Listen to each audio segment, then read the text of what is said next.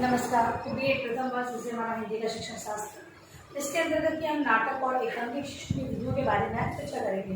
नाटक और एकांकिक शिक्षण किस किस प्रकार से होता है। जो नाटक और एकांकिक पाठ्यक्रम में दिए होते हैं उसका शिक्षण एक शिक्षक किस किस प्रकार से करवा सकता है, उन विधियों के बारे में जानेंगे। तो सबसे पहली विधि है रंगमंच तथा अभिनय प्रणाली। रंगमंच तथा अभिनय प्रणाली।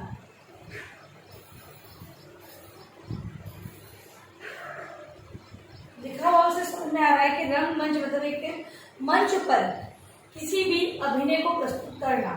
इस प्रणाली के अंतर्गत मतलब कि इस विधि को अपनाते हुए एक शिक्षक क्या करेगा कि जो पाठ्यक्रम में नाटक या एकांकी दिए हुए हैं वो उसमें से मतलब कक्षा में उन नाटक और एकांकी से संबंधित जो पात्र हैं वो बालकों को प्रदान करेगा। जैसे कि जो बच्चा जिस प्रकार की उसका ये कहे कि हाइट पर्सनैलिटी है या फिर ये कहे कि उस प्रकार से बोलता है, उसका व्यवहार उस प्रकार का है, तो एक अध्यापक ध्यान रखते हुए उसे वो पात्र प्रदान करेगा और कहेगा कि आप इनमें ये जो संवाद है इनकी तैयारी करके आएंगे। ठीक है।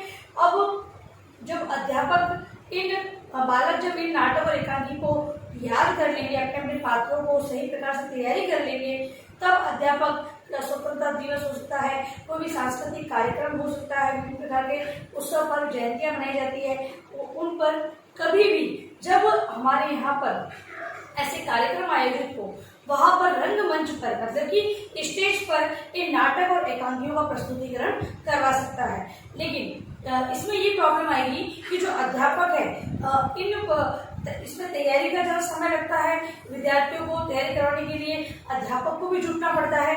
इसके अलावा जो वेशभूषा है, अन्य भी बहुत सारे व्यय होते हैं, क्योंकि इसमें वेशभूषा है, रंगमंच पर प्रदर्शन करना है, इसलिए वेशभूषा भी जो पात्र दिए गए हैं उनके अनुकूल होनी चाहिए। तो इस प्रकार से हम ये कह सकते हैं कि ये यहाँ पर जो बालकों को जो नाटक और एकांकी का प्रस्तुतिकरण करवाया जाएगा तो बालकों के लिए स्थायी तो रहेगा कि मतलब बालकों को जो समझ है बहुत अच्छी तरह से विकसित तो होगी, लेकिन यहाँ पर व्यय बहुत अधिक हो जाएगा। इसलिए एक अध्यापक को ये ध्यान में रखना होगा कि जो कुछ एक नाटक जो कक्षा में हो सकते हैं उन्हें कक्षा में करवाया जाए, और जो लगे कि ये नाटक बहुत ही प्रभावी रहेंगे मंच पर प्रदर्शन करने के लिए तो वो उनका रंगमंच पर प्रदर्शन करना चाहिए। तो इस प्रणाली के अंतर्गत शिक्षक है वो बालकों को एक गाइडलाइन के अंतर्गत जैसे कि वो निर्देश देते हुए समझाएगा कि ये पात्र को किस प्रकार प्रस्तुतिकरण करना है, विद्यार्थी को उसी प्रकार से तैयारी करते हैं और फिर रंगमंच पे इसका प्रदर्शन किया जाता है। फिर अगला है कक्षा अभिनय प्रणाली। कक्षा अभिनय प्रणाली। कक्षा अभिनय प्रणाली भी बिल्कुल रंगमंच और अभिनय प्रणाली की तरह ही है। इसमें भी अध्यापक के विद्यार्थियों को पात्र से संबंधित संवाद दे देता है, विद्यार्थी उसको याद करके आते हैं। तो कक्षा में इस प्रणाली के माध्यम से कक्षा अभिनय, कक्षा के अंतर्गत बालकों को मतलब यहाँ पर कोई वेशभूषा या फिर कोई मंच की आवश्यकता नहीं होती है। जो कक्षा है उसी को मंच बनाते हुए विद्यार्थी है विभिन्न प्रकार के जो उन्हें पात्र दिए गए हैं बारी बारी से आके कक्षा में अभिनय करते हैं। इसके अंतर्गत संवाद के आधार पर जो प्रस्तुतिकरण है वो अभिनय का महत्व ज्यादा होता है। ये प्रणाली भी थोड़ी कम ही बालकों के लिए उपयोगी है, क्योंकि यहाँ पर केवल कुछ एक बालकों से, क्योंकि सभी बालकों को तो पात्र दिए नहीं जाएंगे, कुछ एक बालकों को पात्र दिए जाते हैं वो अभिनय करते हैं और बाकी सारे बालक सुनते हैं। तो यहाँ पर जो ये प्रणाली है वो यहाँ पर नाटक और एकांकी की व्याख्या नहीं होती है, और कहीं कहीं पर जब ये प्रभावी नहीं होती है तो विद्यार्थियों को नाटक और एकांकी समझ में भी नहीं आता है। लेकिन इस विधि का प्रयोग करते हुए भी एक अध्यापक है उचित प्रकार से कक्षा में अभिनय करवाते हुए विद्यार्थियों को नाटक और एकांकी के बारे में समझा सकता है। अगला है आदर्श नाट्य प्रणाली। आदर्श नाट्य प्रणाली। आदर्श नाट्य जो प्रणाली है उसके अंतर्गत अध्यापक स्वयं सभी पात्रों संवादों को भूलता है तथा वही प्रदर्शन करता है। विभिन्न प्रकार की भाव भंगिमाओं, विभिन्न प्रकार के जो हाव भाव है उनको लेते हुए कक्षा के अंतर्गत अभिनय करता है तथा नाटक और एकांकी विद्यार्थियों को समझाता है। ये एक आदर्श शिक्षा नाट्य प्रणाली के रूप में हमारे सामने आती है। फिर है व्याख्या प्रणाली।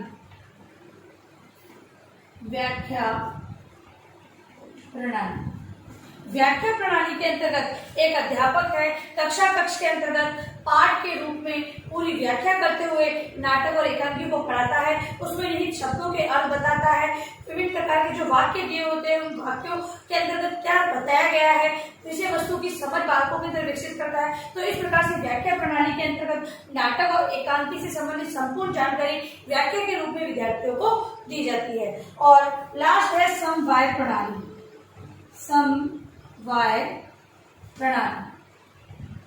समवाय प्रणाली के अंतर्गत एक अध्यापक है, वो पहले स्वयं नाटक या एकांकी का वाचन करता है, तत्पश्चात विद्यार्थियों को पात्र देता है और विद्यार्थी उसका वाचन करते हैं।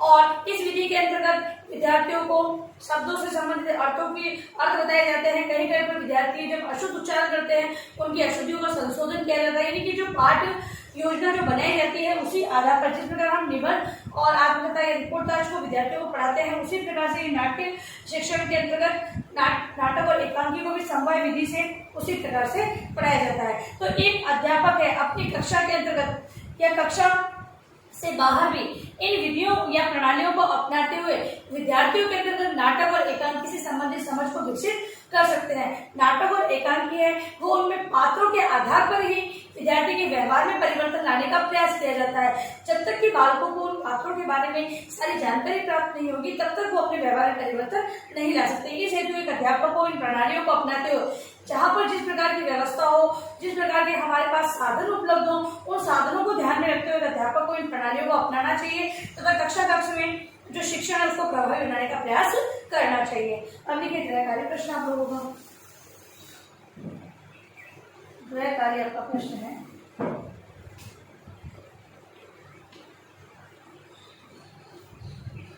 नाटक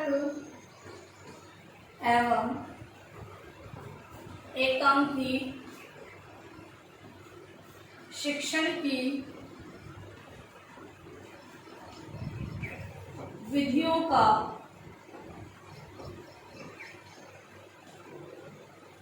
वर्णन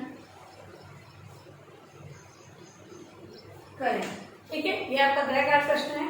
और अंत में आप लोगों से निवेदन है कि इस महामारी के दौर में कम से कम आवश्यक कार्य होने पर आप बाहर निकले, बाहर निकलते तो 3 बातों को विशेष ध्यान रखें। मास्क लगाए, सोशल डिस्टेंस बनाए, हाथों को वापस सैनिटाइज करते रहे। सुरक्षित रहे, सबके ध्यान रखें। धन्यवाद।